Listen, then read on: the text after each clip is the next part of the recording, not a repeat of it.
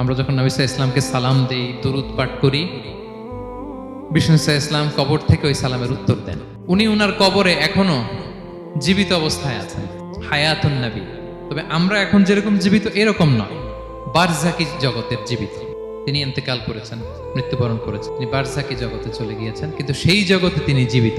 আল্লাহ তাআলা ওনার রূহটাকে ফিরিয়ে দেন। সাহাবারা বললেন, ইয়া রাসূলুল্লাহ, কিভাবে আপনি উত্তর দেন? আপনার দেহ মাটি খেয়ে ফেলবে না? রাসূল সাল্লাল্লাহু আলাইহি ওয়াসাল্লাম বললেন, ইন্নাল্লাহ তাবারাকা ওয়া তাআলা হাররামা আলাল আরদি আজসাদাল আম্বিয়া। আল্লাহ তাআলা নবীদের দেহকে নষ্ট করা মাটির জন্য হারাম করে দিয়েছেন। কোনো মাটি কোনো নবীর দেহকে টাচ করতে পারে না, নষ্ট করতে পারে না। নবীরা কবরে জীবিত, সেখানে সালাত আদায় করে, তাদেরকে স্পেশাল রিজিক দেওয়া হয়। বিষ্ণু সাল্লাল্লাহু আলাইহি ওয়াসাল্লাম বলেন, আনা আউয়ালু মান ইয়ানশাক্কু আনহুল কবরু। কিয়ামতের দিন ময়দানে মাহশারে, হাশরের ময়দানে সর্বপ্রথম আমি কবর ফুঁড়ে উপরে উঠে দাঁড়াবো।